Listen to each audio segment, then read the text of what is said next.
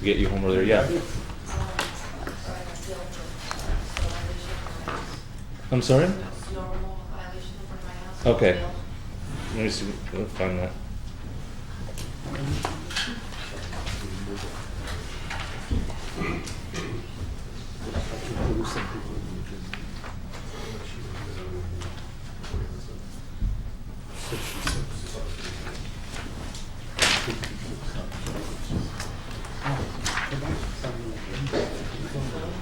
Well, one is and one isn't. I'm going to add the one that isn't.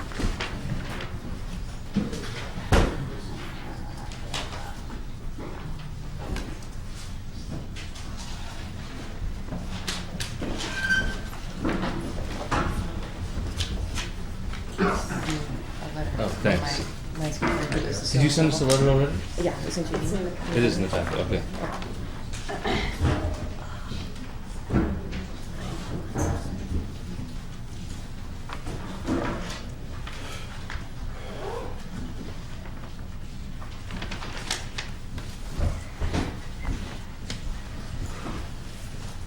It's number 10. Oh, thank you.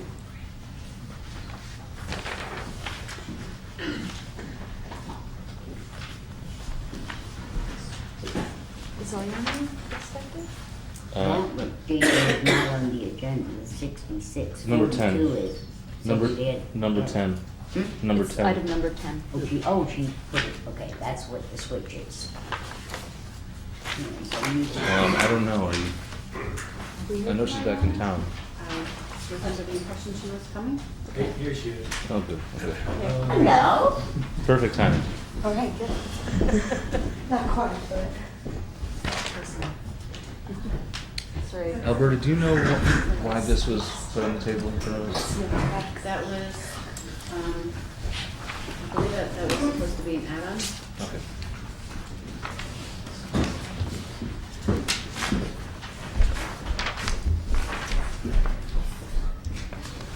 All right. Alberta, you know what you have to read for the public hearing? Yes. At your convenience then, please. Please take notice that a public hearing will be held by the Board of Trustees of the Village of New Paltz on February 11th, 2015 at 7:30 p.m. at Village Hall, 25 Plattekill Avenue, New Paltz, New York, regarding the proposed adoption of a local law amending Chapter 132 of the New Paltz Village Code entitled Housing Affordable, whereby an affordable housing program will be created and maintained by the village. Any person is entitled to be heard upon said proposal local law at such public hearing. Copies of said proposed local law are available for review at New Paltz Village Hall Clerk's Office, 25 Plattekill Avenue, New Paltz, New York, 12561. The Village of New Paltz will make every effort to assure that the hearing is accessible to persons with disabilities. Anyone requiring special assistance and/or reasonable accommodations should contact the village clerk by order of the village board of the Village of New Paltz dated January 28th, 2015. Thank you very much. Is anyone here to speak to this? No? Going once, going twice? All right, then I'll move we close the public hearing. Second. All in favor? Aye. Aye. And Alberta, could you make a note to add action on this to the next agenda? All right, would you all please rise for the Pledge of Allegiance? Pledge allegiance to the flag of the United States of America and to the republic for which it stands, one nation, under God, indivisible, with liberty and justice for all. I think the people who don't say under God are going to outnumber the rest of us soon. What did you say? I said I think the people who don't say under God are going to outnumber the rest of us soon. All right. We have just one thing to be added to the agenda: discussion of the letter that's in front of us regarding sewer.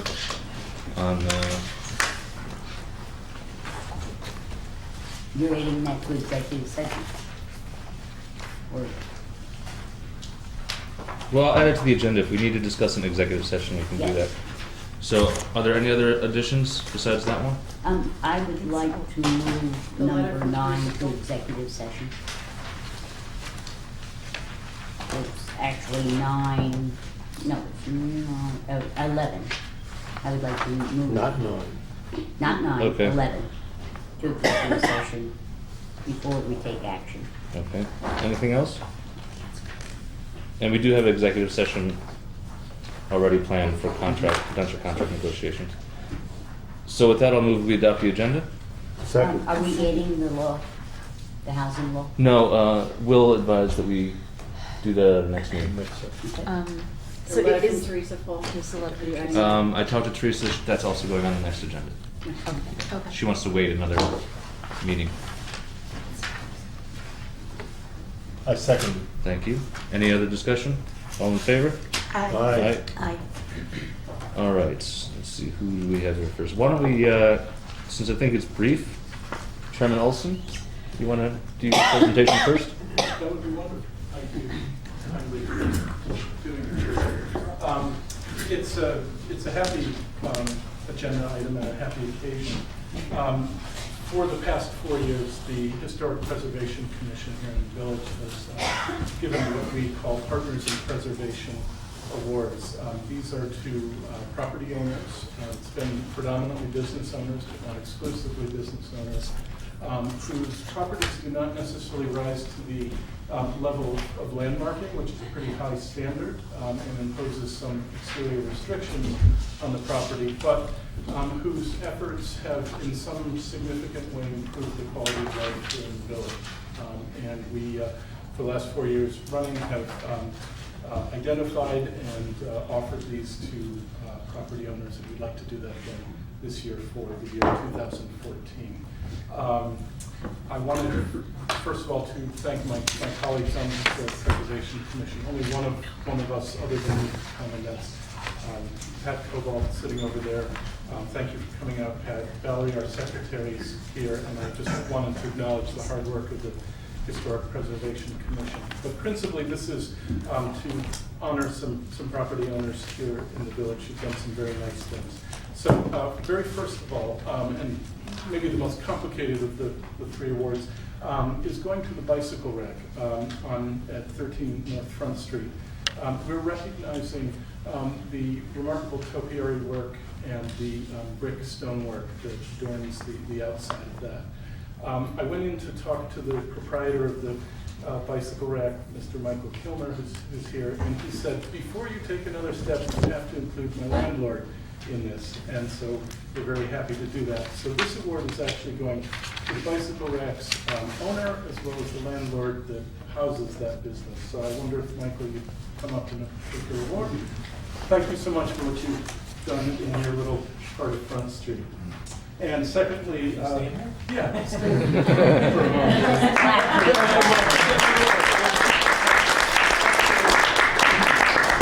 Not quite 15 minutes, I think, but secondly, for the same property, the team of Margaret and Alan Stout, who are the owners of the building, Michael assured me that they are deserving as well. So please come on.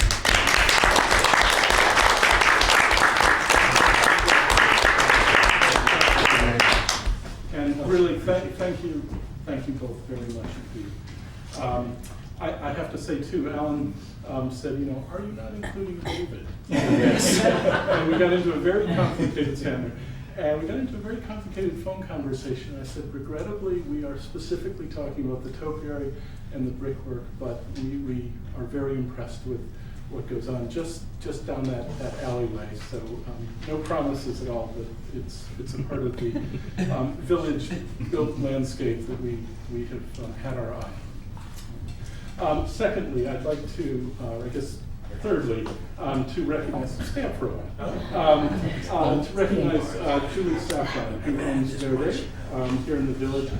She's done a remarkable job. We've watched her property for a while and just kind of keeping a good tone on that part of North Front Street. She does a lot of work just to kind of keep a good exterior. When I called her with this, it wasn't quite the Academy Award moment, but she said, are you sure? We just got vandalized. Something was spray painted. I said, the immediate condition doesn't matter. It's the long-term commitment. And so Julie, come on up. We really do thank you for this.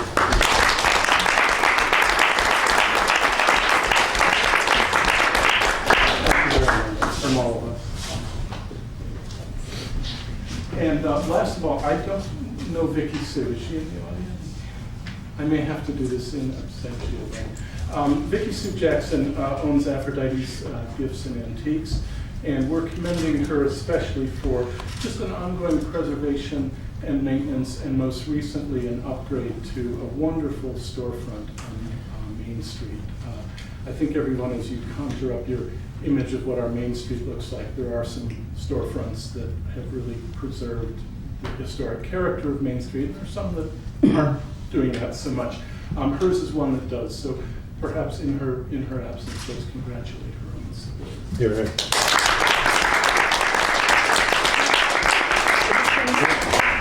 I just want to note, Vicky actually, the recent painting that she did on the storefront, she actually did all of it herself. See, Which she's is- too modest to tell me. Exactly, I'm trying to text her right now. Still time to amend this certificate. Right, but yeah, she did all that herself, which is pretty Let the remarkable. record show that she did. Yes. Thank you very much. Thank you, Mr. Mayor. for Thank you, letting us Chairman. make the awards. Thank you all. Thank you. Congratulations to everybody. And thank you. And I forgot public comment, so we'll do that next, if there is any. Anyone here for public comment? Don? Glad to see so many business owners here, because I wanted to just give an update, well, not the agenda from the Environmental Policy Commission, but just an update to the business community and the board with regard to the preparations to implement the bag law, which is going to be implemented as of Earth Day in April. We did have a meeting with several business owners, and I appreciate the input. They had some really good suggestions which we're following up on. A couple of which are we're looking to provide an opportunity for business owners to buy paper bags in bulk from one vendor to try to realize quantity discounts and try to get the price down as low as possible. Logistics would be, there's been some discussion of having storage for those pallets of bags at the Village Hall property. But the idea is to buy enough bags from one vendor, have everyone who wants to participate be able to call one company, put in their order, and get that price down as low as possible for paper bags. We've also identified 64-cent reusable bags. They're not made of cloth, but they're not made of plastic. That would be an option that we'll give you the information about as well. We're going to be hitting up the village board. We're asking for a bag law implementation fee or fund, pardon me, not fee, fund. We're looking for some funds in the amount of $2,500 for the purposes of flooding this community with reusable, high-quality American-made bags in conjunction with this law. We want to make sure that there's plenty of reusable bags around. We want to make sure the cost of paper bags are as low as possible. We want to make sure that we give you information on how you can get affordable reusable bags. We do not want to hurt the business community. The idea of this law is to drive people toward reusables, not to put an extra burden on the business community. And we're trying to work with you and communicate, and I'll get another email out to you shortly. We are also members of the EPC Atkins Individuals have an Indiegogo campaign, a fundraising campaign online.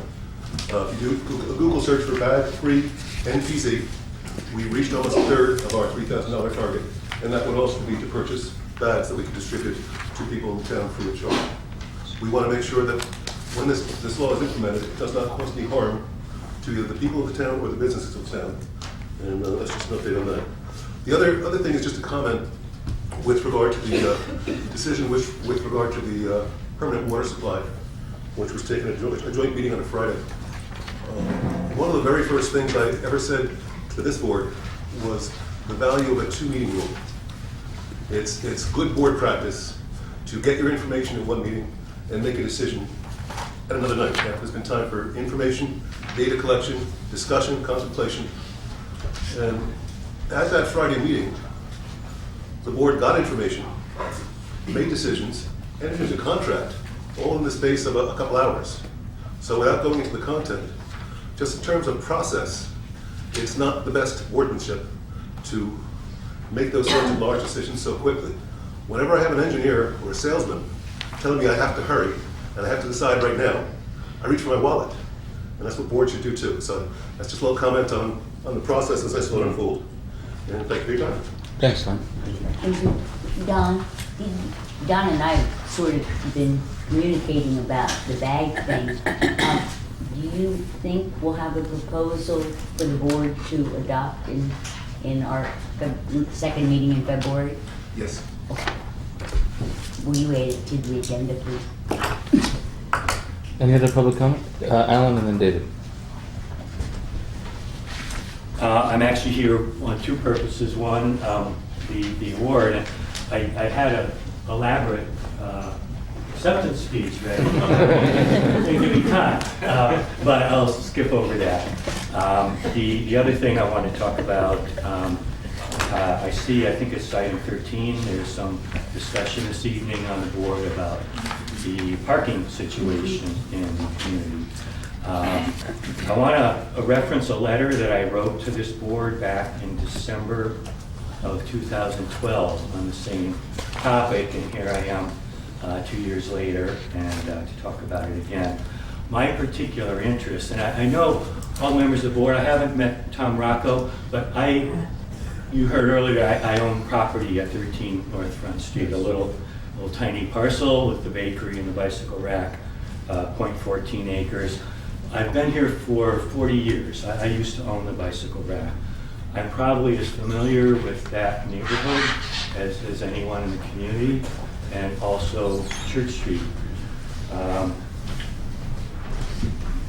The point I'm standing before you is that I very much oppose the idea of instituting alternate side of street parking on Church Street. I believe we would be, there were several reasons, but mainly we can't afford the loss of parking.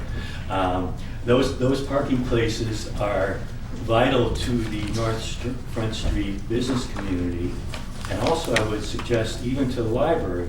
Although the library has its own parking lot, unfortunately a lot of people park in their lot who really don't belong there, and if half those spots are eliminated, those same people are still going to need parking. I think it's going to put even more pressure on the library lot. The housing density on Church Street is vastly greater than it used to be. The demand for parking increases all the time. Now, another reason I favor parking on both sides of that street is for traffic calming. I served for more than 10 years on the Community Transportation Committee, the Bicycle Pedestrian Committee. I've been to a lot of seminars where we talk about traffic calming for the benefit of pedestrians and cyclists. When you narrow a road, it slows down traffic. If any of you ever were on Church Street and encountered an oncoming UPS truck, you slow down to 3 miles an hour because you have no choice. It's a squeeze, I admit that. But if you eliminate parking on one side, the traffic will move faster. It's not because we have a bunch of young teenagers who love to speed. It's just it's a mental thing. Even I would probably go faster. That's why there's so many high-speed accidents on Route 299. It's a wide road with wide shoulders. Go fast. So traffic calming is a benefit to having cars parked on both sides of the street. The solid argument I've heard in favor of that is to aid the DPW. I know they have a very difficult task when they have to remove the snow on that road and others, but I do sympathize with that, but I think we have to balance the whole situation, and the balance, at least in my mind, and I think many of the merchants and residents on Church Street, is that we really can't afford to give up that parking 365 days a year for these occasional inconveniences during the winter months. Thank you. Thanks, Al. David, you were next. Back in last summer, the village board convened a series of meetings with business owners, residents, and some board members to basically try to come up with some solutions for various parking problems. I recently went through the minutes. One of the things that we discussed and was unanimously approved at those meetings, and it's in the minutes, was to try and take away some of the streets that have alternate side of street parking and restore them to double-sided. most of the discussions, most of what people were concerned about were adding parking to the village, getting more parking, getting more available spots. And it was very discouraging and very disheartening to see this list of 20-some proposals that almost all were about restricting and removing parking, removing meters, getting rid of leased lots, 2 lots that the village controls that have meters, trying to either sell them or not renew the lease, adding multiple streets that would now have alternate side of the street parking in addition to the ones that are already there. Not even a mention of any of the suggestions that we had come up with. We had residents and businesses come with problems. We spent a lot of time discussing those, and not a mention in any of these proposals. Not only that, but to go actually out the other way and make things, as far as we could see, worse. I did submit written comments, so I'm not gonna, I assume if I sent that email, that's part of the record. Yeah. Okay, so I'm not gonna go through each one, but certainly what Alan said about alternate side of the street parking is very important. I just want to mention, I sent to you the letter that Doug sent to me, Doug Thompson from the Bistro. Again, saying very much that he would hate to see that lot sold or leased to an individual owner. Whereas right now, we have this lot that might not be big, but those spots could be used by anybody. Any business on Church Street, any business on Chestnut Street, any business on Main Street has customers who park there. If we sell that to one of the businesses, say Moonlight, it's just going to have a big no parking for parking for customers only. And during Moonlight's lunch, maybe there'll be some people parking there, but nobody could park there for Krause's Chocolate, nobody could park there for our Locksmith. And it's just a ridiculous idea at a time when we're trying to improve parking to basically, as far as I could see from these proposals, just hurt the village. So that's my 2 cents. Thanks, David. Mark, and then Michael. Hi, I'm Mark Sherman, living in town outside the village. I concur, with what Alan and David said, and I was also at those meetings that David referred to, and I would call it just what he does, plus it's in minutes. It says same thing about that we would at least try to get rid of a lot of the alternate side parking.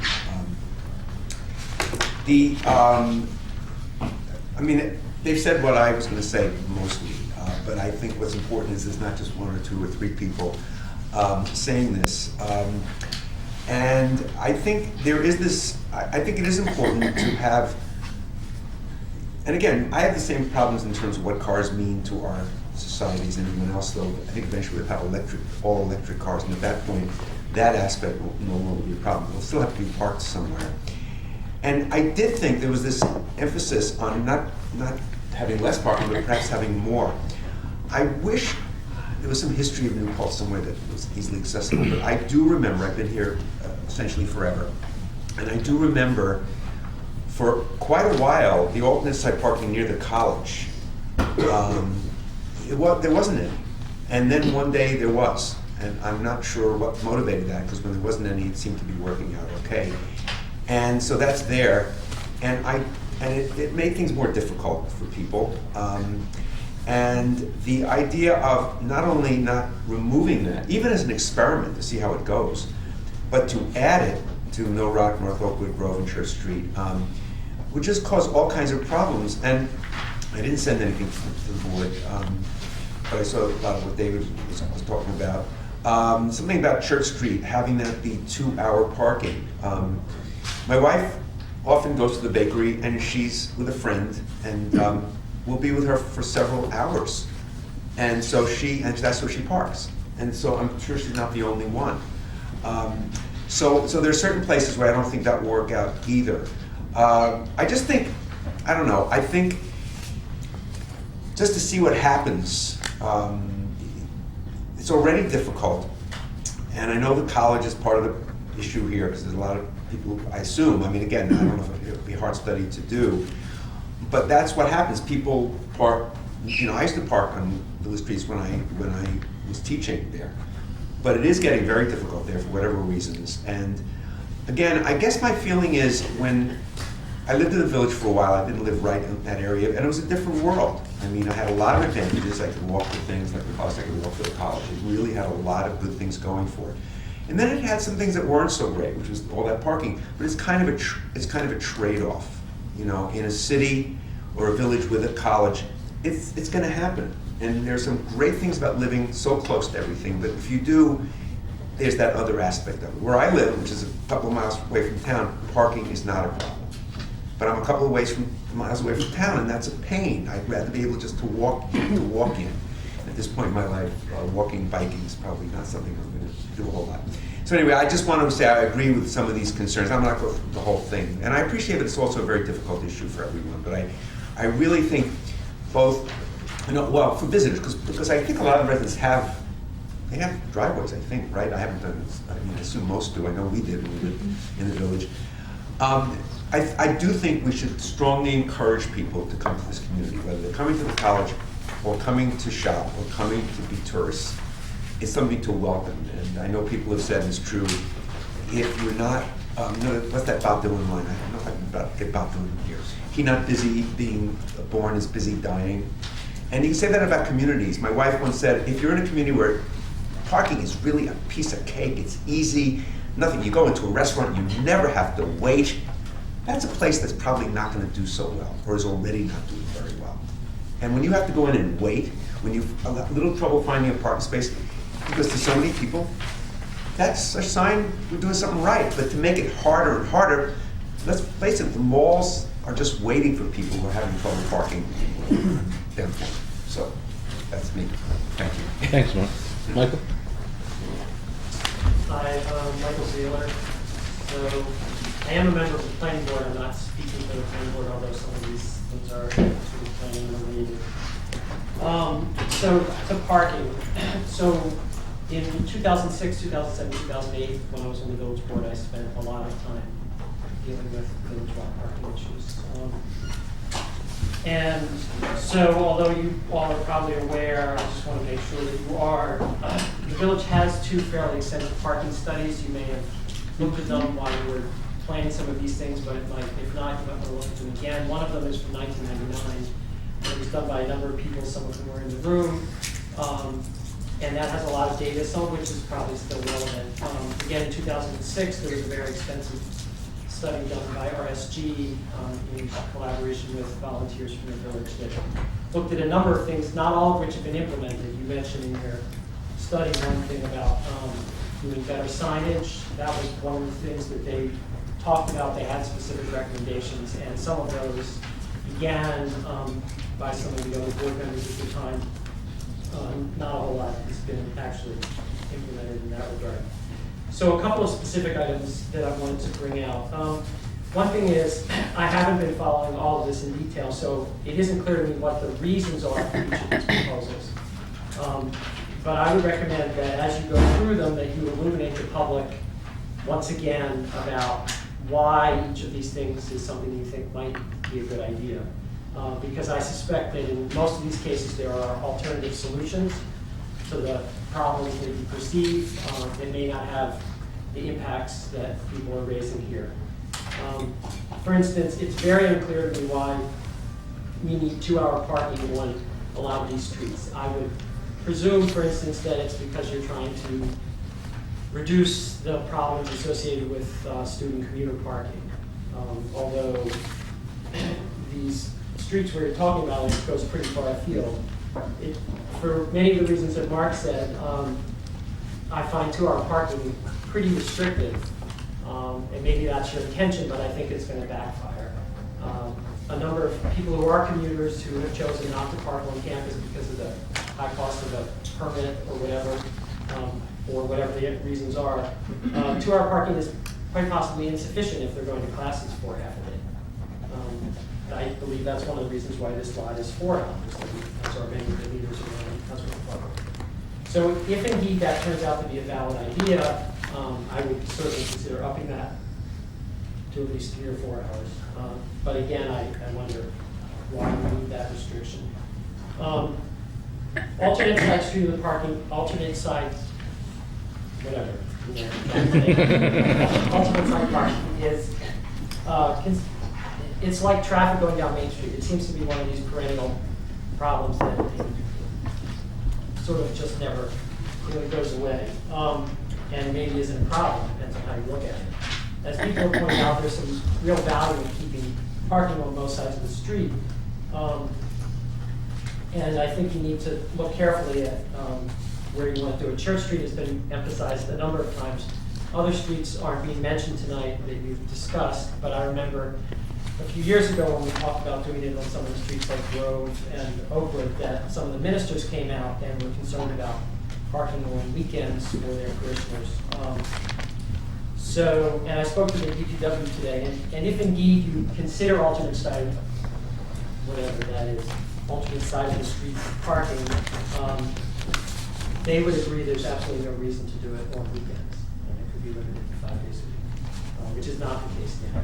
Everywhere where it's closed 7 days. In addition, it is a difficult problem for them, and it's not just a snow removal problem, as they told me today. It's a 4-season problem for them. It's particularly difficult in winter, and they've even gone so far as to get some things, as you all know, for the public, things like plows for their pickup trucks, because they can't get their large dump trucks down some of these streets. But again, there might be solutions such as finding ways to, as they do, as you have posted now for the main drags, certain streets, people have to get their cars off for 24 hours in order for them to do whatever maintenance and stuff like that. The other thing about it, which a couple people alluded to, is, and this is more of a planning issue and is related to parking, is we have streets, many of them in Church Street is a good example because it's R3 zone, it's the highest density zoning, where there are way many more people living on that street than there are parking spaces off the street. And we as a board and a planning board and a community, we really need to tackle that problem in order to reduce the amount of parking. And I'm sorry to say that when I was on the board and working on trying to make changes to R3, we weren't successful in making that, and subsequently there was a lot of building on Church Street, which I think has exasperated the problem that was already there. But to the extent that laws aren't being enforced, if there's supposed to be all-street parking, or if there are more bedrooms in properties than there should be, I think that we need to address those problems, and perhaps that will help some of the parking issues. As the two parking lots, the one on Church Street, that little lot, I totally love that lot.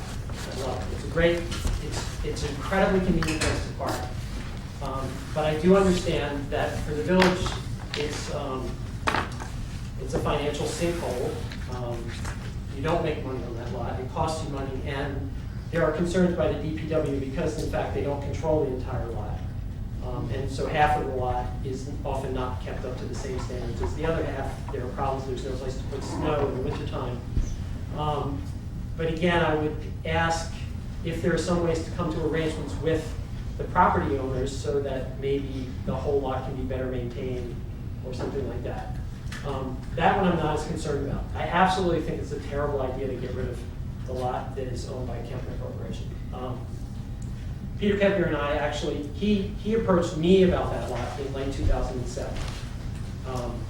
He owns most of those parking spaces, all the ones that are metered. And he was, at the time, it was just part of the post office parking lot. And he was having a lot of trouble maintaining that lot and keeping people from parking there for weeks at a time. And so he actually approached us, and I spoke with him, and it was through our negotiations and then the rest of the board got involved to actually turn that into a lot that the village leases and meters. He maintains that lot. All that the village has to do is maintain the meters and collect the money, and then pay the rent. He does the plowing, he does the asphalting, he does all of the other maintenance. I don't know who does the striping, that might be the village. I think it's an incredibly good deal to keep that lot. The idea was never to make money on that lot, it was to provide a new source of parking, sort of a small parking lot, as David has referred to. They're scattered around the village, and this was a 20-space parking lot in an area where we had no municipal parking to speak of other than street parking, and not that much of it.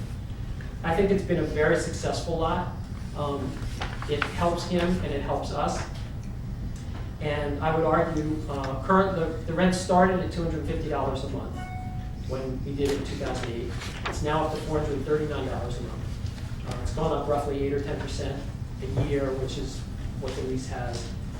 But I would argue that if you feel that that lot is now costing money, and according to the treasurer, it's kind of right on the edge, you make about $400 a month on that lot, $300 to $400, that you renegotiate with Peter, because I believe that it's probably still in his interest to retain this relationship with the village as far as that lot.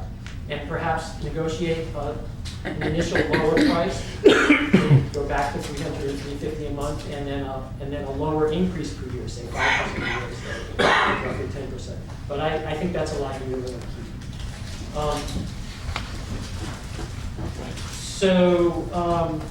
Michael, if you want to bring it to a close, if Oh, you I'm could. sorry.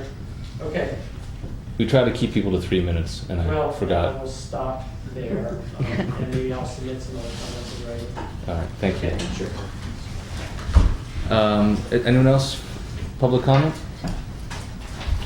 Rich? I wanted to distribute my letter. Yes, thanks. I forgot. Thanks, I Alonzo. have a comment. Are you interested in my letter? Sure. I'm Kara Belinsky. I'm Kara Belinsky. I'm Good an know. owner in the village, so I live in the village, and I'm also faculty at the college. So I wanted to, I don't know if everyone knows, but what's been talked about at the college is that there is enough parking for all students. It's just not as convenient as some of the parking on the street, and it costs money. So if you're a student, you're going to want to park on the street. But it's not our responsibility as a village to provide that parking for students. So I want to speak to concerns of people who live in residential neighborhoods and R2 neighborhoods. And for us, we don't want 2-hour parking because we think it will increase traffic. I've lived in lots of other college towns. Academics move a lot, and I've lived in lots of other places right next to colleges, and I've lived on streets where there are 2-hour parking. And what happens is that you hear all day doors opening and shutting as people come in, park, and leave because they're forced to leave. And I think that makes it worse than just all-day street parking that we have. If we really want to reduce the amount of parking that's in our residential neighborhoods, and totally different from downtown and Main Street where we need more parking, we want less parking in residential neighborhoods because that's where people are living and having small children. And for this purpose, I think we should just have permanent parking if we want to reduce that. Or we should leave it the same. 2-hour parking, in my mind, doesn't help make our residential neighborhoods quieter at all. So I would vote against that. Thank you. Rich, I think you were next. I just wanted to agree with everybody and, say that we're, as I've said before, I think we're approaching a renaissance here. Imagine if during the Renaissance, the powers that be outlawed paint. You just saw in the paper that this land was bought just on the other side of the bridge. There'd be a ski trail as well as a bike path and a walking path, so people don't die on 299 and have a much more aesthetic place to go, so they can get to the new gatehouse facility when that's completed. Just things are happening. The rail trail getting closer in Highland, and then maybe we get the grant the next time for Henry Dubois. It just seems like a lot of things are happening. Mike Hines behind a lot of stuff, and it just we've got the juice, and it's a beautiful thing. So to limit parking in any way, instead of thinking about ways to expand it, seemed very, very counterproductive, particularly, and this is the only thing I could share that wasn't talked about, is that our future looks so bright, and to put a clamp on it, which this would do, which many of these rules would do, seems counterproductive. Thanks, Rich. Anyone else? Yes, sir. I'm Julie. I own NPR Yoga. My husband usually comes, John Studio, but I'm usually latched to the studio. I never get out. So we've been here about 2.5 years. He's in the city working. I just want to say that everything that everybody said, I haven't met most of you. I totally agree, except I use residential street parking to park. I'm an honest business that we donate to a lot of your local charities. We pay town taxes. We don't have enough parking. And to do a 2-hour parking, I have classes that are 90 minutes. I offer a healthy business that gives 10% to an orphanage in Africa. On top of, we have Family of Paltz fundraisers on numerous occasions. We try to offer a good business at a reasonable rate for students especially. We think here our price is about half the price of regular hot studios in a state-of-the-art facility, and we're just trying to survive. You know, I've been here 2.5 years from New York City. Parking is big business. That's my next business for sure. You know, we're gonna fall under. If there's a parking limit on our business, we're gonna go under for sure, especially because there's another warm studio opening in Stop and Shop, which has gigantic parking. We have none. You know, so we try to be respectful of the street, of the neighbors, to do our part, but there isn't a choice. So, you know, we moved here to offer a nice business and to be part of a great community that I think is really cool. And seems like you guys are growing, but if we don't have parking, we're gonna go out of business. So I'm super concerned, and I just want to say I agree with you guys. So thank you for offering that. Thank you. Anyone else? All right, then we will discuss parking. I guess, let me just add one thing that's very interesting with Sure. that. It's just that sort of what goes around comes around. And yes, I certainly understood that some of these spaces with the meters cost you more than they bring in. But then I hear, you know, donating to family and this and that, and we do that as well. And so, you know, it's sort of like what community's supposed to be. The money changes hands, it goes back and forth, but it stays within the community.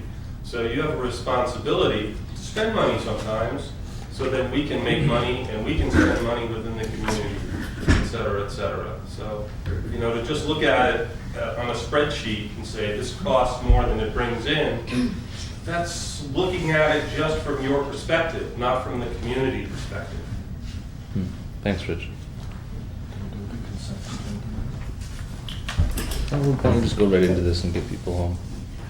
Can we move up the request on the parking problems with the snow on? Oh, yeah, we probably should.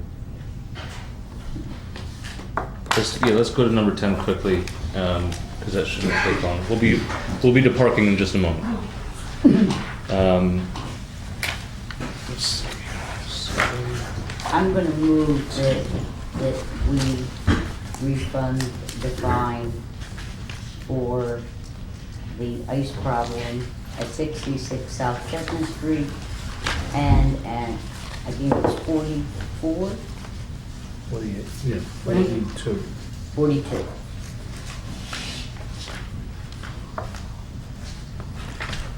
For both? Yes. 48? I'm sorry. 48 Church and 66 42 South Church Chestnut. and 48, 66 South Chestnut Street. All right, is there a second to that? Second. Any discussion? All in favor? Aye. Aye. All right, Jessica, you're set. Can I just say something with the quality or the condition of the sidewalk there? When I spoke to the DPW, they said that they did have money or a grant for sidewalk refurbishing happening in the village at some point this year. I just wanted to ask you to seriously consider looking at that strip, because the asphalt sidewalks are falling apart, and whenever I do shovel the snow and ice, it's coming up in the shovel, which won't just be a problem with ice, it'll also be a problem with, you know, someone tripping and falling as well. I mean, I'm sure you guys have seen. Just we can check it. We'll check it out. Out there as something to be We'll check it out. Yeah. for the safety of the people, and it's a high traffic area. I don't know, because it's like the midway between Southside and Main Street. We'll look at it. There's nothing we can do until spring when the asphalt plant's open anyway. So we've got to wait until spring to patch it. Thanks. I appreciate it. Thanks, Jessica. All right, now to parking. Since Nancy could not be with us tonight, there seems to be a lot of confusion. The purpose of this, and of course, the many meetings that we had scheduled recently were all snowed out. And so the purpose of this, if you read the top of the proposal. If this is for the board to discuss parking concepts that have been brought up as problematic, and I will say, you know, we keep talking about eliminating parking, but there are a lot of proposals in here that actually increase parking, okay, and don't eliminate it. We also have, from the Transportation Implementation Committee, of which some of us serve on in this room,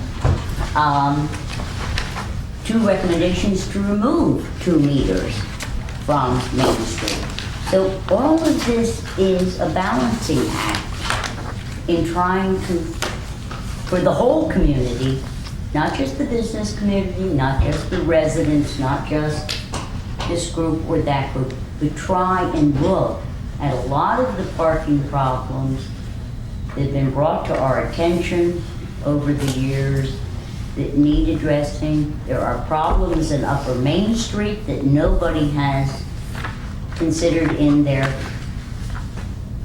statements, which are very serious, and it is not fair to those merchants who run businesses on Upper Main Street to have people parking all day, all month in front of their businesses. So these ideas are just a whole pot of ideas to be discussed by this board, to determine by this board if any of these, all of these, some of these are worth pursuing further on. Because if the majority of this board doesn't like an idea, it doesn't get pursued. Part of the problem in village government that I find is the piecemeal approach we take to things, and that's very expensive. It's expensive in terms of code change and all sorts of things. And so if we are going to make changes in code, it would be good to try and among ourselves solve problems in one big proposal. And there are lots of issues. Some are quite simple issues, such as the problem that parents who are so willing to coach our sports for our young people on Hasbrook Field, why should they have to pay to park to do coaching and volunteer work in this community? Okay, that's something we all have to think about and balance out, in my opinion, the whole approach, a big problem of which some of us, and I would feel, if I had a downtown business, I'd feel exactly the way downtown business people feel. The point is to try and come to compromises to make good decisions in everybody's best interest. That's what this list is. It is not cement. It is not, we're going to do it. We have to take our professional people, employees of this village, who believe that in some of our streets, alternate street parking is not safe. And, you know, but we have to put all of that into the pot and see how and when and where we can make changes, do things that are good for the whole community, and in certain areas, those things which are in the best interest of the business community downtown. But uptown and in residential areas, we have problems too. And those residences would like those problems solved. And uptown businesses would like their problems solved. So the whole point of this is to try and come together and come up with some good solutions that are going to benefit everybody. And everything on this list, I mean, I've heard some things tonight which I hadn't thought about on Church Street. But then we have to also, we talk about the need for parking, and then we have to make promises to ourselves and to each other that if we have a business downtown, we're not parking on Church Street all day, which is happening. So it's a balancing act, in my humble opinion. So the list that we came up with, everybody on the board, was the first one to try and address. Hold up 1 second, Sally, because there's one point that you, never mind, let's just move. Well, let's past just it. do item by item and see where people feel. We're proposing 2-hour parking. Somebody brought up the idea of experimenting with 1 or 2 streets, which I think has value. I think that has value to try to see if we're gonna solve a problem. If we don't solve the problem, my only question, Jason, on that is, can we, without having to go through the process of code change, set a 4-month experimental?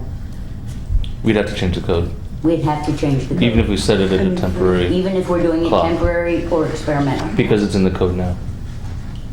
So we couldn't, Yeah, all the parking regulations are in the code. Yeah. all right. I think that is something, if we agree, I'd like to check with our attorney and just see if there's some way we can try the experiment, because I think that's a good idea. And without going through a whole code change. It You know, might be that we'll end up having to experiment with code change on, say, 2 or 3 streets for a whole year and see where that ends up as an experiment before we even think about doing the others. Well, let's So- get back to something Michael said actually, to talk about the reasons that we're doing this too. Mhm. Number one is, well, I guess we really have, like you had said, Sally, we have 2 different parking issues. I mean, one is downtown, where we need more parking for businesses, but we don't have any room for it unless we start tearing down buildings. The other is the increase in parking in, it's not uptown, midtown, I guess? Resident, you Midtown. say residential town. Midtown. Midtown. I call it I don't know what we All went right, for. so the Lincoln Ridge, Mill Rock to John Street for the Elgin. college, that whole area. I can see, I don't know where to turn with a bunch of these, because on the one hand, having folks able to park all day kind of clogs up the neighborhood, and well, we know all the problems with that. But I hadn't even thought of the 2-hour parking impacts with the people coming and going in residential neighborhoods all day.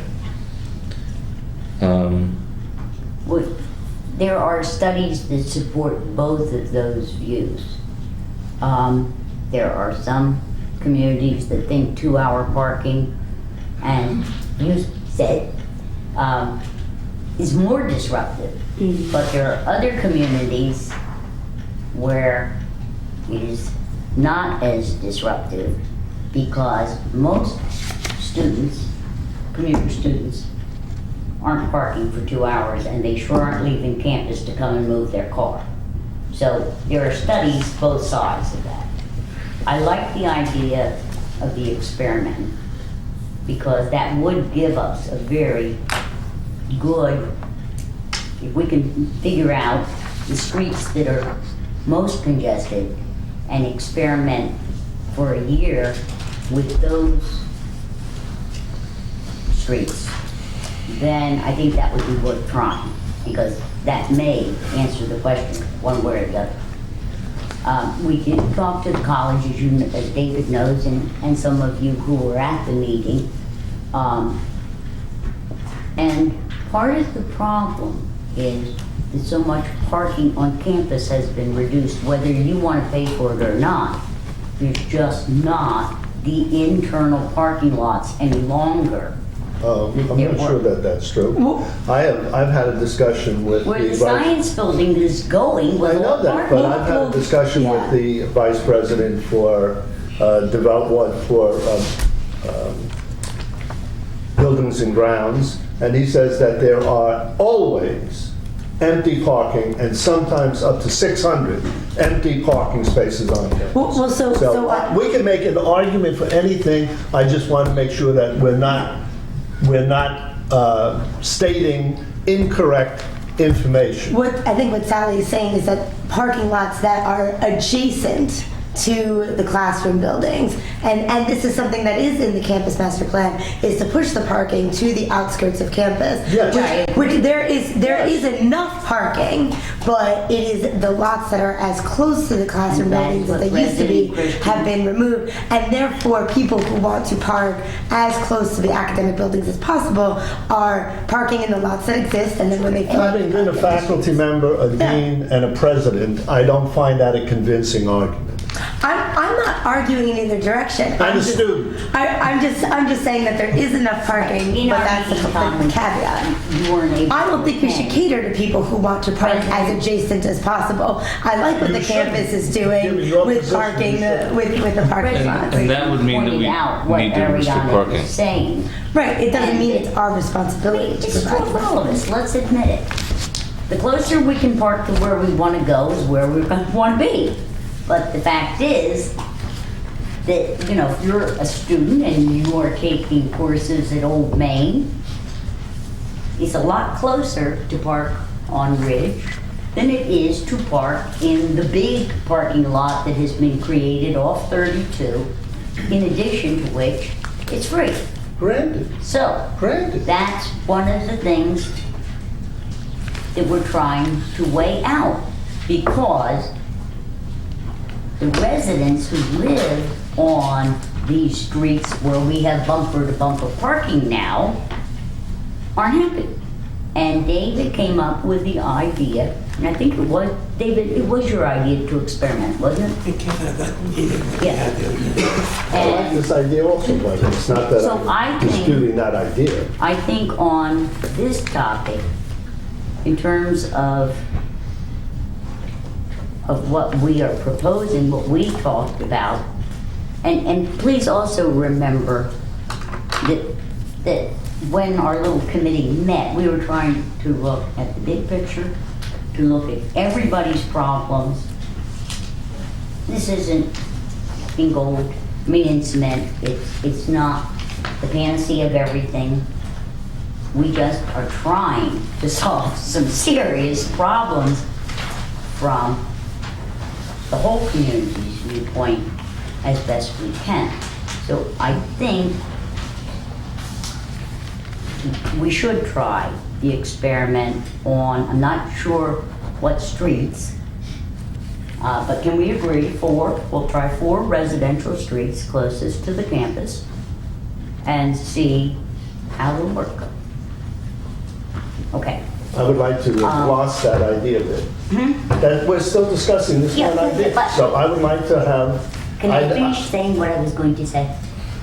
Well, okay. And as a part of that, we should be measuring the width of every street. I mean, actually measuring it.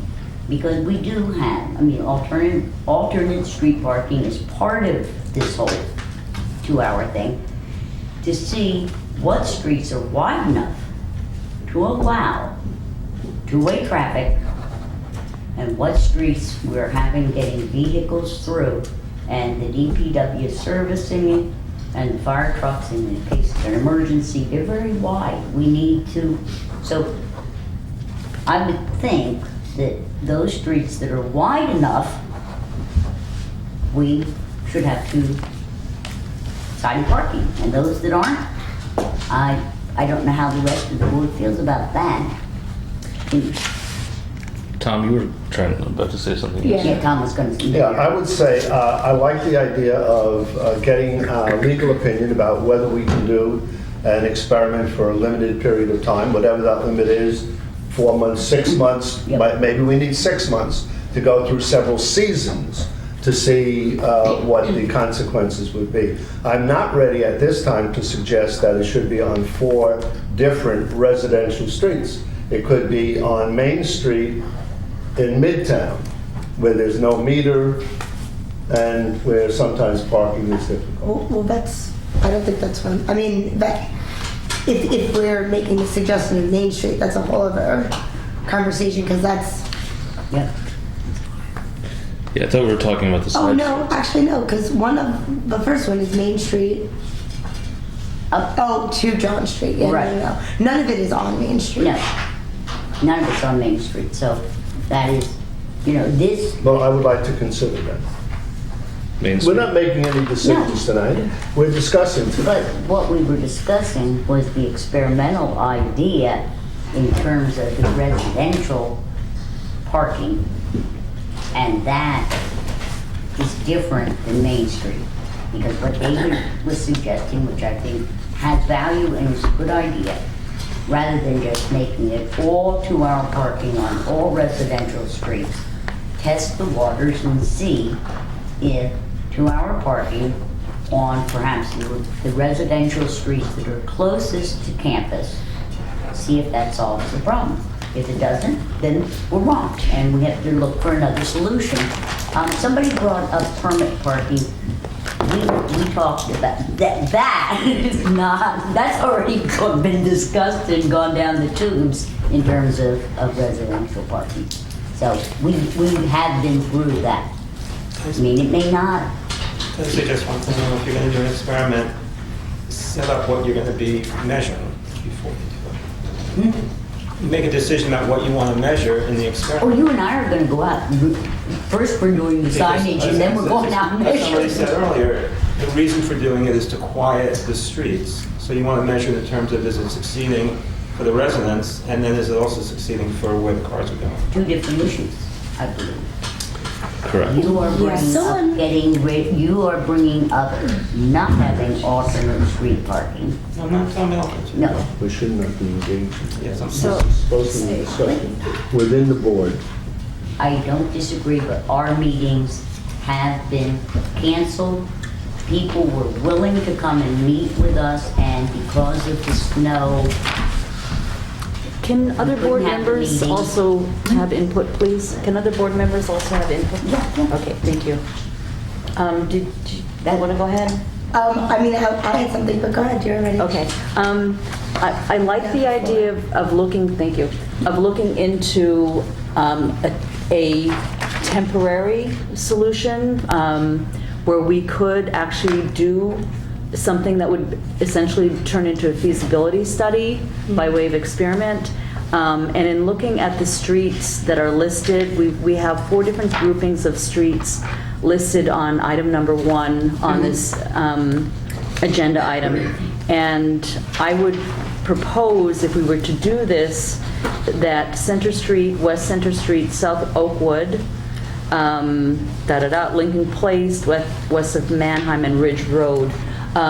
Those are pretty densely populated areas. They are very close to, as Sally mentions, Old Main, College Hall. There's a number of buildings on campus that are very close to those streets, and I feel that that would probably be the most likely area that we would want to test first. so we're talking about 6 streets in that Yes. paragraph as being, Out of the 4 groupings, yes. out of the 4 groupings, okay. And talking to Will as to whether we can do this under temporary. Exactly. So before we go on, just a point of process. I believe we've been talking about this for about a half hour, and we're on number 1 of 21. That's right. Do we want to set like a time, and space this out over a couple of meetings, because we've got a long list? What I would suggest I is, think some of them would probably I think this first one, for instance, requires a little bit more discussion, I think, than some of these, than some of the others. Well, I'm just thinking So- about the rest of our agenda and executive session. Maybe we talk about this for another 15, 20 minutes and see how far we get. how about till 9 o'clock, and then we cut it off, and wherever we put it on the next agenda. Okay, so That sounds fine. would, That's fair, till 9 p.m. in terms of my proposal, for lack of a better word, would you all agree that that would be a good grouping of streets? I think. I agree with that, yeah, And I to will test it. correspond with Will to ascertain. About how to do the temporary. Well, whether we have to go through the whole code thing or whether we can in fact, on Okay, an that's good. experimental basis. But I would need to ask, are we doing it for 6 months? I think 6 months is a good 6 amount months? of time. I also, based on some of the comments tonight about 2-hour parking versus 4-hour parking, I was just thinking, do we want to think about doing 4 hours instead of 2 hours, where we're still not allowing somebody to, park there all day long and just leave their car, but it does allow for more time. Say somebody has 2 classes, or that 2 hour for a 90-minute yoga session is like just cutting it a little close. Do we want to think about that? Is Well, my it depends question. on I'm open to it. I would be open to 4-hour parking. Yeah. I would rather do 2 as the experimental, because the issue is being raised by the residents, not for the convenience of students having 2 classes. I mean, that's... Well, but I'm sorry, I don't remember who said it. I think it was you that said it behind David, about the 2 hours, about the 2 hours being actually more disruptive, as opposed to 4 hours, where there would be more traffic in and out with the 2 hours, which is another reason that made me think that maybe that's what we were the talking 4 about hours is good. earlier. That is debatable, whether if you are on campus for 4 hours, you're not going to come down and probably move your car. You're going to park where you can park for 4 hours. And so I would rather us experiment with the 2 hours and see how that works. Then we can experiment with the 4 hours. But I think we ought to try the 2 hours first on the streets that Rebecca has suggested for 6 months and see how it goes. And Well, we're not as making Tom this- pointed out, it is Right, we're not seasonal, making- so we're Yeah. gonna have to be careful, because the summertime, the demand is not as great. So I think why we don't- should do a minimally 6-month experiment Yeah. in order to bridge several seasons. And personally, I do not see why one size has to fit all the shoes. If we're going to do 6 streets, why don't we do 3 and 3? Do 3 for 2 hours and 3 for 4 hours. I like that idea. In New York City, you go from street to street and you'll see different parking regulations. Everybody has to follow those regulations. Now, you're suggesting how long? I would suggest that we do 2 hours on. No. See, months. 2 and 4. I don't disagree with you. For 6 how long? months. 6 months. 6 months. Will 6 months cover it? 6, if we choose the 6 months, it will. Okay, do we all agree? February, July, October. That's really gonna June, put January. roll. Yes, I like this, Okay, yeah. If we're doing this 6 as an months. experiment, 6 months. The 3 idea streets, 2 of hours, 3 3 streets, streets, 2 4 hours, hours. 3 streets, 4 hours. And we And- consult with DPW on Right, well, what that months, is on given. proper 6 That- months. No matter what we decide tonight, Yeah. this Okay. has got to go to I'm DPW. thinking June through December. And we're gonna ask the planning board what they think of the idea, Transportation Implementation Committee. Okay, so as the top says, this is only our discussion, Yeah, and then it right. goes a lot of other places. So, And I'm thinking the months June through December, because then it encompasses the summer, our like fall tourist season, as well as time when when college is not in session, as well as when it is in session, and then a little bit of winter. So why don't we, I think we're in agreement. Yep. So why don't we move on to the next item? no, and now, the June next 31st. item. Come back to this. The next item, what I would like to suggest is that all streets where DPW would like, now Church Street is wide enough for 2-sided parking. But I would like to measure those streets where it is being proposed that alternate street, instead of 2-sided parking on Grove and Mill Rock and North Oakwood, that we actually go out and measure. Okay. I would like to have those measurements before making a decision, Yeah. but I really do I mean, like was brought up when we were having these discussions, and I've heard from Alan Stout many times about the safety of, or the lack of safety with cars speeding when they have a wider road. So I would not be inclined to add alternate side of the street parking where it doesn't already exist, unless there's real, the numbers show that we really need it for emergency vehicles. Blue says that would be the only. Blue said that 4 prior DPW superintendents recommended this, and he For is these recommending streets? it, and we have to weigh professional recommendation and the safety of getting down those streets. Okay? We have to weigh that to the value of it, so I would suggest that we actually measure them. I would like Yes. to see those numbers. Yeah, Okay, absolutely. yes. So we're ready for item number 3. Number 3. Okay, now, This is the parking lot between this Church is and the North small Chestnut. parking lot at the corner of North Chestnut Street. The 3 parking spaces at the top of Church Street belong to Doug Thompson. They are not in this discussion at all. They are his. He owns down to where you start to... You're talking about along the guardrail. We're talking about the 7 spaces along the guardrail, which are very, very difficult because at some point, long before this board, the village apparently had meters, and David may, I don't know whether you were here long, or you were, okay. The village had meters on both sides. And there seemed to be some big problem.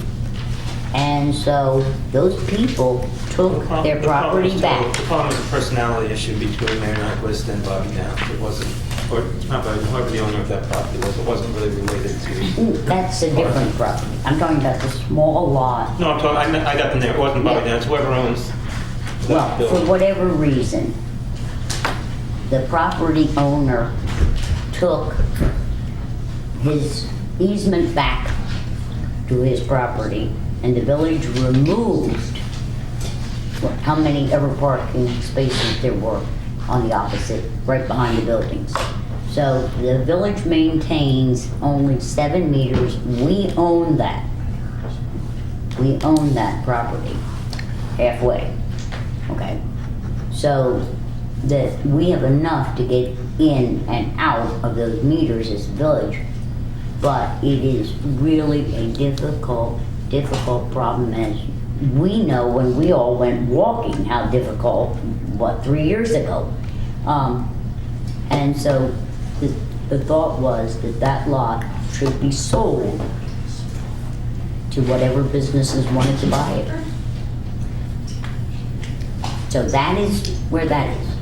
And we can do, and we are in a deficit situation on that. The revenue in from the meters, and Rich is right, you can't always consider the economics of it, but the fact is that those meters do not generate anywhere near the revenue that our expenses to maintain it are.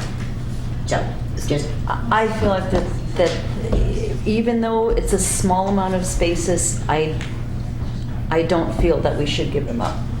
I think for there to be public parking there is extremely essential.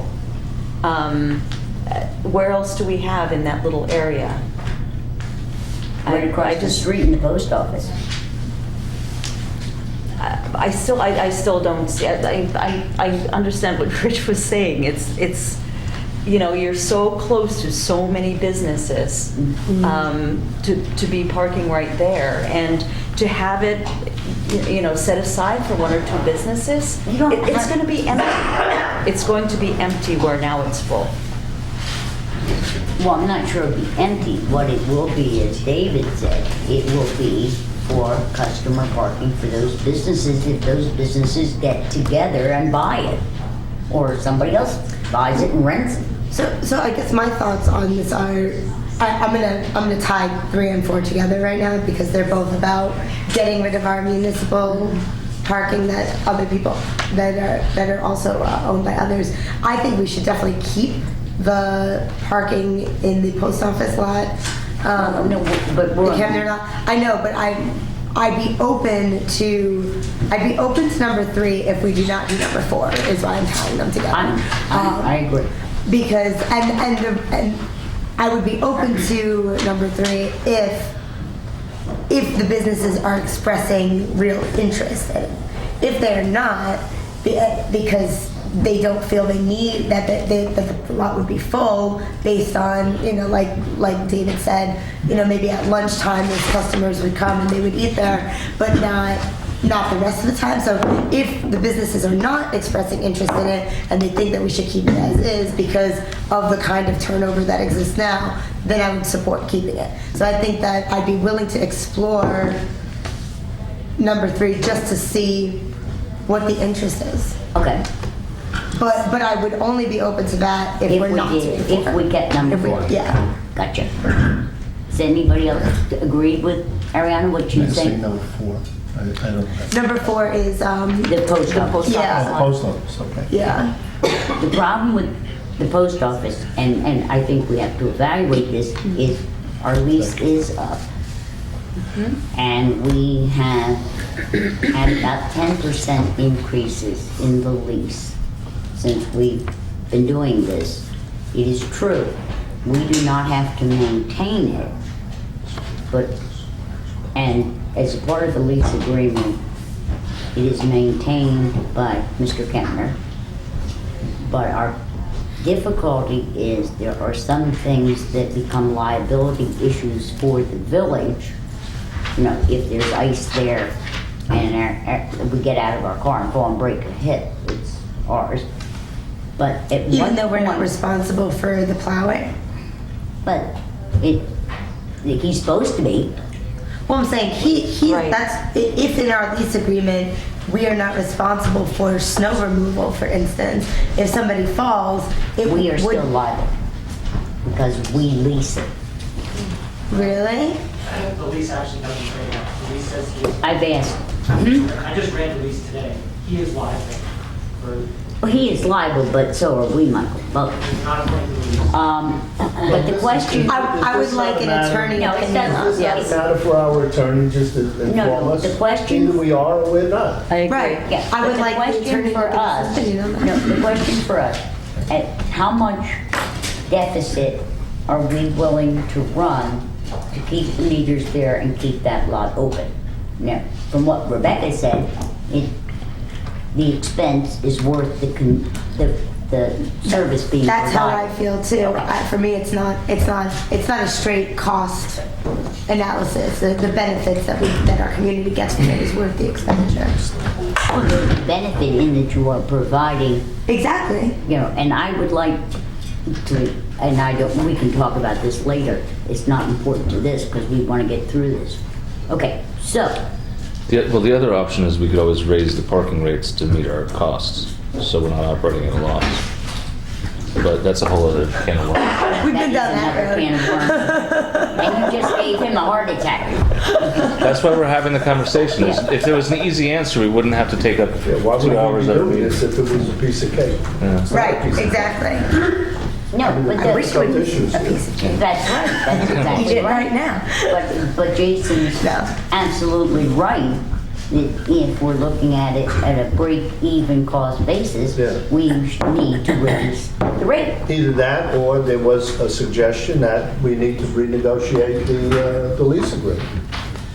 That was at least one. That was an idea put on the table. The lease is up for renewal. Right. The negotiations is going to occur. If this board wants to continue metering that lot, then you can try to negotiate. But how many leases have you ever negotiated where the rent's been reduced? None. Okay.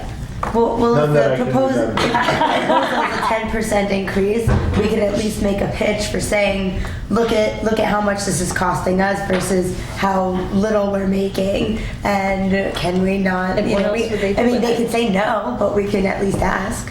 Well, more important, I think, the reality when you come down to it, you can always ask anything. Right. Is that Jason is right. We will have to, if we believe that it is worth keeping, it provides a service, and we don't think the taxpayer should be paying for the deficit expenditure, then the only opportunity you have is to raise the cost. But Ariana's not wrong either in that it's not like there's a long list of people batting down the door to rent this space. Right. If we don't lease it, it's not like there's another person out there who's going to lease it for parking. Right. Like, very likely. Yeah, what are they gonna do with it? They're They'd gonna- rather get the money they're getting now without the 10%. Let us hash this out. And, Yeah, but the argument goes back to the argument that David was making, and that is, well, if the businesses that own the little lot, if we sell the little lot, they'll turn it into customer parking. Well, what do you think Mr. Kempner will do? He will lease it to a business. So, it's the same, idea. So we agree, at the moment, we are going to explore selling the small parking lot, keeping the easement that we have to, for the pipe. But keep the post office parking lot, no matter what the lease increase is, and we'll deal with offsetting the expenditure in another way. Is that what we're saying? Try and negotiate it, and all that. Definitely negotiate. Okay, but is that where we are? Okay. That sounds good to me. All right. I mean, we may not, we have to come back and decide all I mean, we these may things not once do we free know. no matter what, Okay. but I think if we have numbers that we can look at, that would be better. So are we on to number Okay. 5? Yes. Yes. So, right now, we don't have any freed up meters. Or keep, for the moment, at most we would have are the 7 in the small lot. So let's not worry about number 5 at the moment. Okay. Okay.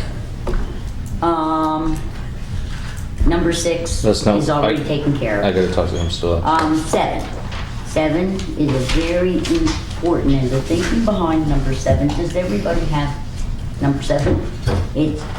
We're proposing to remove the meters on Elding Avenue from Mohawk Avenue north to Hasbrook. Okay? And remove the meters on the south side to Tricor Avenue. So it's the meters along where the pickleball court Where is. people are parking now in front of St. Joseph's and up Tricor, we would remove those meters and make that 2-hour parking, and it would solve 2 major community problems. One, the one we talked about earlier, of parents who want to see their children play soccer, coaches who are giving of their time to coach soccer or baseball or whatever sport we're playing over there, and it's a lot, and they would not be forced to pay. And I think given the contributions that they make, it's a worthwhile thing to do. So do we agree on that? And that is, I do agree with it. I guess I'm just also thinking that those aren't kind of, the people who you're talking about receiving the benefit they're not really people who will be parking there. no, And, other people, anybody could park there. right, and so students will, just Park. like they pay to park there now, they will park there for free in the future. For 2 hours, Right, for one class. for one class. Right. We'll see. It's the corollary to the experiment that David, and it'll be interesting to see that balance. But yeah, I'm in agreement with Now, that. we're gonna have about 20 meters. Okay? The reason that we're recommending the no parking signs from the rectory to South Chestnut is purely safety and visual sighting for trying to get out onto South Chestnut Street. It's a madhouse down there. And cars parked on both sides when a car is coming up, turning left on Hasbrook, okay, it's very hard for them to turn because a car waiting to turn, it's very narrow there. So the recommendation is to have no parking at all from the rectory driveway down to Chestnut. Okay? And that would allow you to make that turn either from going north or going south on Chestnut. And I mean, we all know that I do not drive, so I don't know what it feels like to be in those vehicles. so you don't get to vote on this. Rebecca does. No, Rebecca doesn't. But it does. But I think this should go along with, you know, the alternate side of the street parking stuff where we measure it.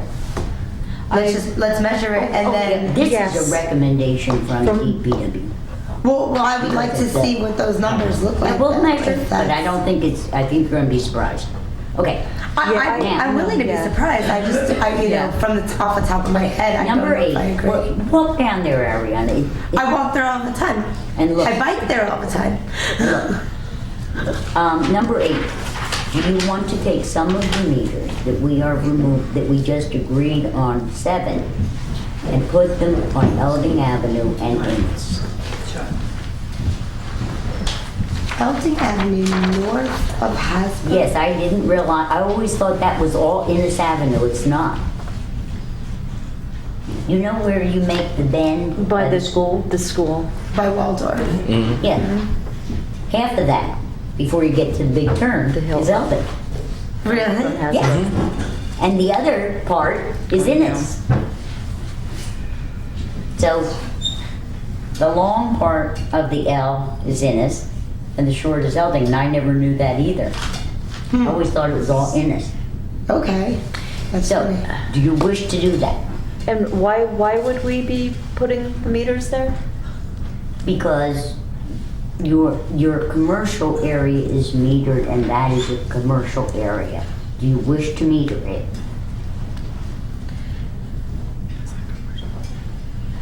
I mean, there's no parking along there, right? Oh, yes, there is. You can park on the right-hand side all the way around. I'm not sure you can. I don't think all the way around.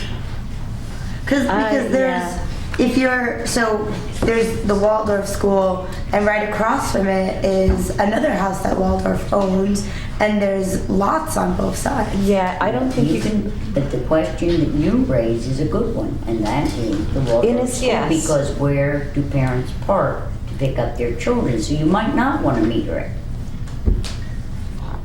I mean, the only parking I can think of is across the street from the Waldorf school, along where Innes. On Innes. On Innes, along, like, you know, behind Bacchus.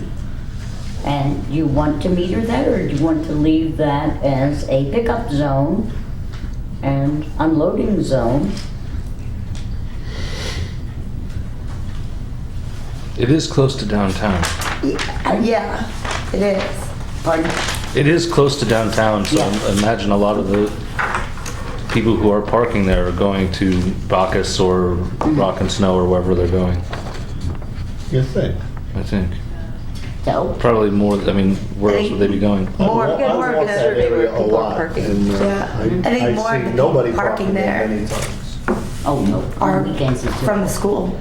I think most of the people parking there are part of on the weekends school. for dinner. On weekends, maybe not, yeah. So what do you want to do? I have to be honest, I don't have a very strong feeling on this one. Jason, what do you think? I want to walk down there and look at it again. Let's put a question mark on number 8. I think we all. All right. Where are we on 2-hour parking on Church Street? You want to leave it as it is? For now, why don't we leave it as it is until we do the experiment that we're talking about? that Church Street is not I understand that. even part of the experiment. So it's not part, that's the point. It's not part of the experiment now. All right. We leave it alone now. We do the experiment, we see what consequences there are, and then we make another judgment. I'd agree with that. I would like, this is my own concern. I'm happy to leave Church Street alone for all of the reasons that Alan pointed out. But I think there has to be a promise or some kind of agreement that business owners do not park on that street all day. I mean, we got to compromise here. Okay. We Can I can't say, oh, we need the parking because it's a very heavily occupied residential area, and so it should be left for the residents to be able to park there, but we're preventing them from parking there. So, you know, I don't care, but we just have to decide. What's your license plate number there, David? I agree with Tom.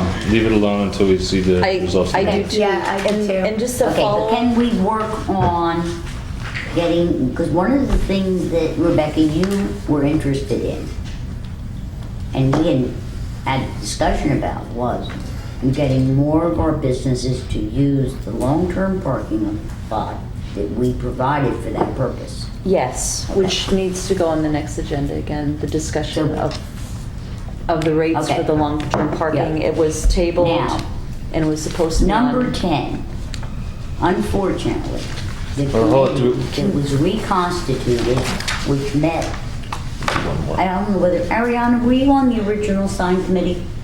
I don't know if I was on it, but I definitely had gone to at least Okay. one of those meetings. That I can recall. committee was supposed to make recommendations to the village board regarding new signage, deletion of unnecessary signage. The list is done, both Bren and I have a copy of it. We tried to get the committee reconstituted. The committee was going to reconstitute Rick Cutley, but I went to the first meeting and Bren, and no one was there. So, I think that committee needs to be, can be a board committee, can be a board committee. David's offered to help with it. That we need to get together and look at what they are what they proposed in terms of signage. You want to be on it, Amy? Think about it. Ariana? You willing to go? Am I willing? Yeah. Anybody else absolutely. want to Yes. go? We'll be the two board people. Bren? Anybody else? Well, I'm definitely interested in it because I do have a lot of thoughts about it. Also because, just to back up to an item from one of our last meetings, I did check with Bren regarding the solar grant that she was able to secure for us, and we do have $2,500 available, which can go toward lighting down at the Sioux We Street. did that last meeting. We're going to use that money to try a Yes. solar Yes, that- I saw light it in the at the gardens. Okay. That's done. Okay. That's really funny, because for whatever reason, I recall you asking me to ask Bren, which is what I did. No, where in the garden, you two were gonna look to see where it should be put up.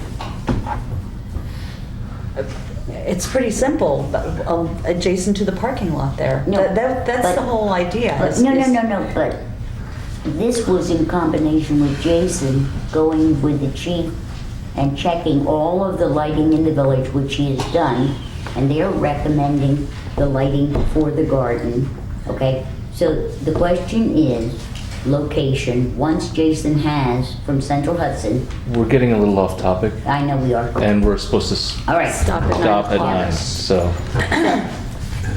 So I'll move to table, I'm sorry. go ahead. I just want to say, in relationship to signage, I really want to pursue having that lot become a lot where people are encouraged. Where people can park. People who work in downtown businesses especially. There's like 30 parking spots Yes, there there. are. The most I've ever seen are 4 or 5 cars. If we put the lighting there, then we could put in the signage directing people to that lot as well. And that is Which on the list. Yes. Okay, so. Okay, next. I'll move to table, Can we do number 11? well, we agreed to stop at Yeah, I 9, know, and but it's 11 9. is a separate But, no, agenda but item. 11 is a separate agenda But item. but Oh, it is? Ariana, It's I already put on- it on this list because. Right. we Let's knew- deal with it on our Right, but agenda. it's on the agenda. It's on our agenda. It's a separate agenda item, we don't have to deal with it within. You want to do it that way? Yes. Yes. Yes, We can we have a table the separate rest of letter. this. Okay, one last proposal, and that is that we take whatever extra meters that we have from our Tricor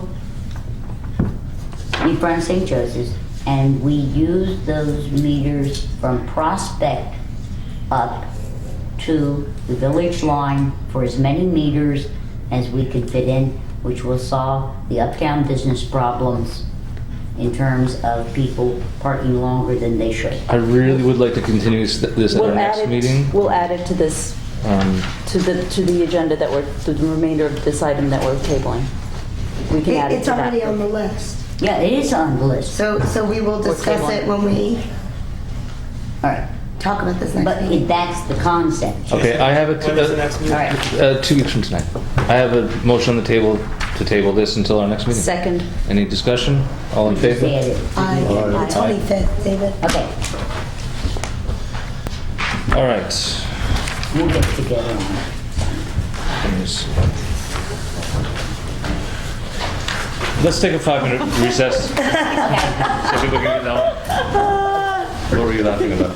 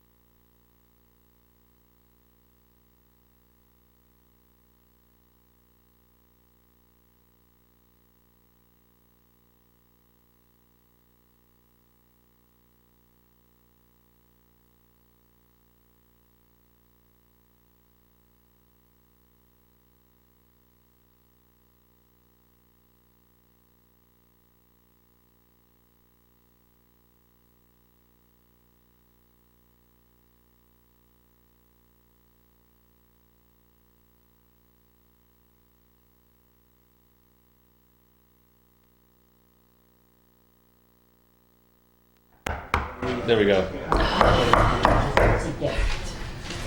I'll move the consent agenda. Second. All in favor? Aye.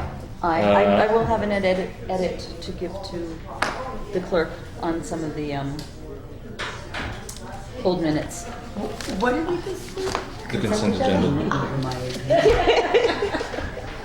Sorry. Is this a time for announcements also? Yeah, might as well. I just, Want to do we it just now? didn't know what we voted on. Like I was seeing it. Only when I have the attention of the board. Hey, you two down there, pay attention to Tom. I just want to make a less than 3-minute announcement about water issues. David Clauser has drafted, only a draft of Phase 3 design. I've spoken with him, I gave him some input. This has been sent to Dave Merzig. Merzig and Clauser are in conversation. Also, the DEP attorney. This is all breaking news as of either yesterday or today. Today, I received a copy of the first draft by the DEP attorney, new attorney, of an IGA. I barely had time to look at it. I sent it on immediately to Dave Merzig. He will be, and he has already been in touch with the DEP attorney in advance of this draft. So he will work on this for whatever comments or emendations, and I hope to have a recommendation to this board. Where do we go? Where do we go next? Who's going to do what? And what is it going to look like? Because all of that is now in merest first draft format. But I wanted you to know, and you can all have that first draft if you want, or you can wait till the second draft that our attorney has had a chance to look at. You want to add that to the joint village board meeting, joint village town board meeting? I would hope that we'd be ready to do something by the next village meeting at least. That's the day before. Okay. So should we have it at the village meeting? I think we should have our own discussion First. of our own stuff before, because we are going to have an IMA. Yes. And I believe Dave Merzig is also in conversation with Will about who's going to do that and how it's going to be done. My suspicion is that it's going to wind up being Dave working with Moriello to come up with an IMA between the village and the town. Okay. Thank you. All right. So let's have go right to number 7 with Mark and Bren. Let's see. We had asked for a report back on the follow-up from our New Paltz walks that we did last year. Bren, did you want to say anything about this? I mean, you have your memo here, but... Here's my memo. For the most part, I think the walks were good for multiple reasons. Getting out and talking to the community and seeing what their concerns are, being the top one. I don't think that the violations went as well as I had hoped, but a learning experience from 2014 to grow with in 2015. What was the issue with the dumpsters? There was a little bit of miscommunication in our office, and it may have been my fault, maybe, that I said something to the effect of, if you don't like that law, it needs to be changed. And it was interpreted that perhaps we were looking at changing that law, so don't worry about that right now. But we're not changing that law. Not that I'm aware of. No. So it needs to be enforced. Yes, and it's been a problem for, as we talked about, for A long time. a very long time, and it really does need to be taken care of. Bill or Fran, if you want to see the details, there's a memo from Bren here. I'm sure someone else would be willing to hand over their copy.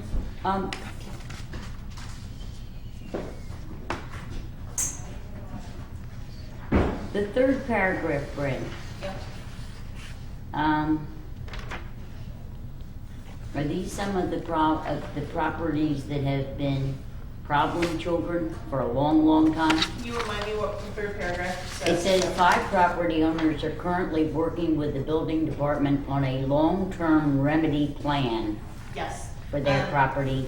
Yeah, there are a couple, I don't want to use the word quarter, but perhaps that's an appropriate word. And they've got plans to clean up section by section because it's a big project. So they're working. And how much time are they being given? Mark? One example, Ray Miller. One example is Ray Miller over on Church Street. I can't hear you, Mark. One example is Ray Miller on Church Street. Yes. We've been working, I know right now as of, they're right before, as far as the snow, before the snow, like this whole driveway down to their garage is now been cleaned up. So now we're shifting over behind the house. It's just, it's difficult because there's a lot of recycling there, but he's moving forward. I mean, it's hard to force them to do everything instantaneous, but he is working forward. As long as we're going forward, we're working with him. Once he stops, every time I go there, I see him stop, I warn him that, the next move, the village trustees are going to force me to bring it to court. So all of a sudden he says. Well, he was taken to court before. Oh, yeah, but unfortunately that judgment from the judge was just a fine. So he paid the fine and that was it. What I told him was, it's not gonna be a fine. I'll be forced to go to the trustees eventually, have the place cleaned up, tax levy delivered on him. Then I found out that the trustees, you guys don't really do tax levies? Well, The fines? this is a neighborhood problem as well. And it seems to me that it's all well and good to try and come up with a plan for him. But the neighbors have suffered a very long time with this problem. And I think perhaps you're gonna have to give some deadlines Well, here. he's been cleaning up. He has been cleaning up. It's not like, if you go there, you'll see a big difference. And he had the roof rebuilt, not personally himself, we forced him to redo all the overhangs on his house were rotting away. Both sides have been restored now. We're working with him, forced him to start redoing the siding, get painted on it. And as he's going along, he said, if you go there right now, you'll see down the drive, you'll be able to clearly see into the barn before you couldn't. Everything from the driveway all the way down the barn was packed and stuff. So he has been moving forward, and at the same time, restoring that house because it was getting close to contaminant, which was all put in a letter to him. So he's been working on different projects, and he's still working. So I'm not going to really, over the years of doing this stuff, I've learned to work with them instead of trying to force them because it won't be done. They all of a sudden hit a wall, they stop, they'd rather pay the fines, they'd rather go to court. It's very hard to start getting our houses restored. But as long as we're moving forward, that each step has to be done at a certain time, and we're going to get there eventually. So my prediction by this summer, we can really clean it out. But this is not we're not talking about a one-person issue here. Mm-hmm. We're talking about A concept. five residents on this one area, in this one area? He's the most major, he's the major. Okay, so, but you're taking care of that stage by stage? Yes. What about the other 4? There's another one that needed paint, and something happened in the fall, so they've been allowed to wait until the spring to paint. They had peeling paint on their house. I'm trying to think of the others. Well, I'm actually not asking for the, are we moving forward on We are. all 4? We are. All 5? And do we have a deadline date? Once the weather breaks, there'll be, you can't really paint in the same. No. So once weather breaks. I understand. Yeah, there are Yes. timeframes. Plus, we resolved 2 other issues that were hidden, that really didn't, nobody were issues. I mean, you're familiar with the one up on Flagstaff. Right. That was all resolved. And no one even knew that existed, that situation. We've had other situations that resolved. So. My only question is for these 5 serious problems. It seems to me there has to be a deadline date. Oh, there are deadlines. Okay. Well, That's what we've been told, and yet the problem continues. And so I think there really has to be a deadline date where people are told, you're going to court if it isn't cleaned up or whatever the problem is, because otherwise it's just going to continue, Mark. And it's very unfair. I can't answer for any building inspector before me. I'm only here just right now, just over a year. And we cleaned up a lot of things, and the ones that are the questions, they have to wait till weather just right. Ones we're cleaning forward. So I believe that the time frames I'm working with are perfect. They're all still working forward. You know, they're all cleaning up.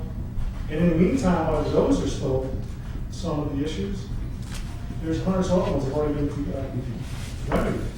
So I mean, but they all have time restraints on them. No, but my point is this, Mark. I appreciate what you're trying to do. I appreciate what you're saying.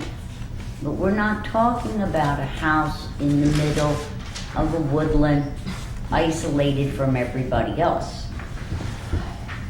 The tolerance and the goodwill has an effect on neighbors.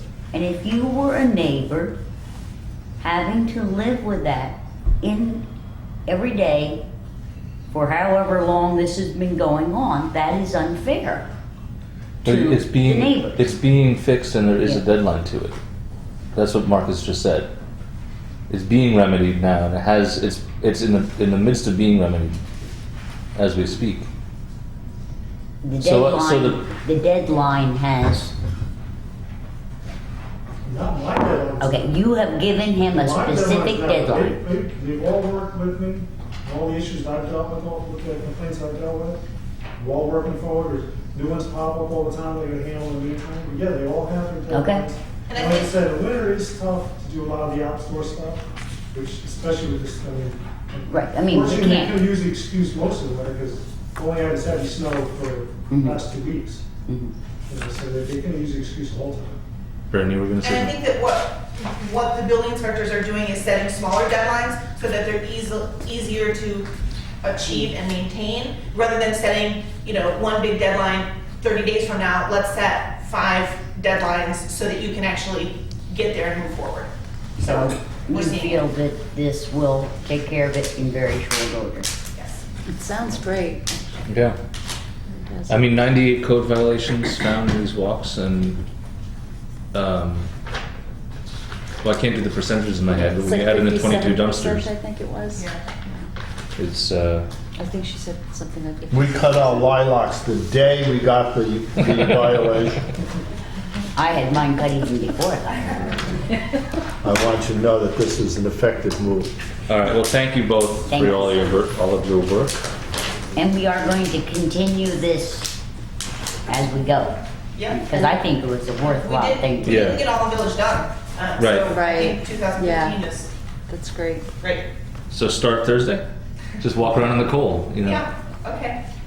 Yeah, and I want the village to buy one of those lots that really needs to be cleaned up, next to the library parking lot. No, let's not get into that. All right, number 8. Does it make sense to fold this into our other conversation? It is already in our other recommendation that we tabled till the 25th. Right, so we don't need to discuss this? So I don't think we need to do this one. Okay. So down to number 12. This one, I think, Jason, we need to probably talk about and take care of. Because when you have people who are handicapped, I think you need to solve their problem. So I will move that we change the code and authorize a handicap parking spot at 5 Mill Rock Road. I'll second that. Okay, any discussion? Nope. All right, so Sally, your motion would be to To ask Will to draft the local law? Yeah, I'll send the draft to him, just as we have done for other people. I have a question to ask the board about that. Anyway, so are we in favor? Yes, all in favor? Aye. Now, this seems a little cruel to ask, but what do we do if we have been asked to create a handicap parking space for someone who's very ill, and we do that and have done it, and that person then leaves us, do we alter it and take down the handicap parking space? Yes. So I should do, there is a Are you- handicap parking space on Church Street that is no longer needed Oh, I see what you're saying. because of death.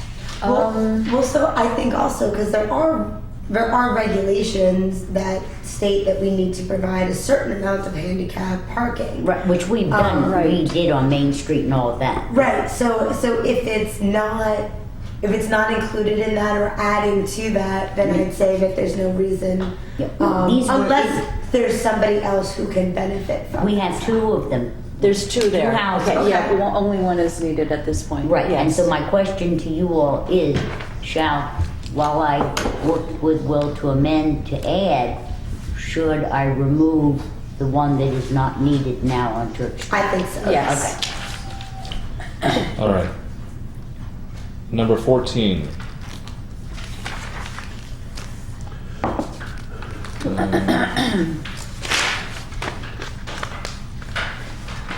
I move that we just, dismiss. Dismiss it? Okay. Dismiss I'll the second that. Yes. Any discussion? No. All in favor? Aye. I'll move that we approve the 2014 PenFlex program. Second. All in favor? Aye.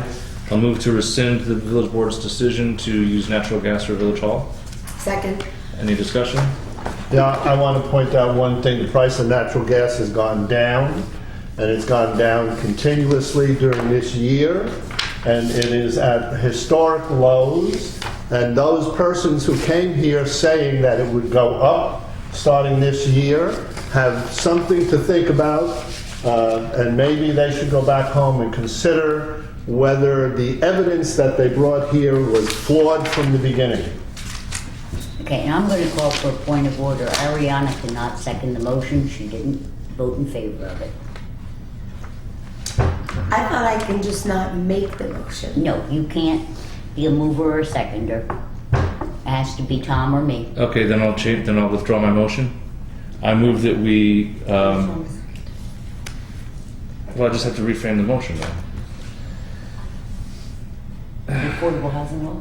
No. We can do this legally. We can change our mind. And Yes, you can. I just have to phrase it. If you're saying that only one of you can second my motion. We were the three who voted to do Right, it. but where did you get that? Where did you get that information? Because to put and to rescind an action, It doesn't have to be the only same three those who people. voted, you're asking to rescind. Mm-hmm. So, better your motion would be, if I may be so bold as to discuss it, is that you remove from consideration natural gas for village. And that is a new motion. Oh, I see your point. Accomplishes I the see your same thing you point. want to do.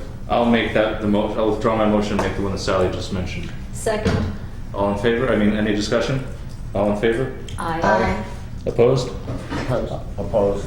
Okay, and I'll move we go into executive session to discuss personnel matters and potential contracts. What's the phrasing on that for contract discussions in the open meetings law? You know that at the top of your head. Collective bargaining. Collective bargaining? Yep. There's another provision for contracts. Well, Anyway, we're discussing personnel matters. and- discussing Personnel matters, Yeah. employment history, medical history. What you're Yeah. doing is you're moving Which- to executive session employment. to discuss Thank the you. personnel issues of a particular employee. True. Employment history of a particular person. That's how you do it. The word Yeah. personnel does not. Oh, interesting. Wait, did we vote on that? Second? All in favor? Aye. And thank you for asking. I know you have it memorized.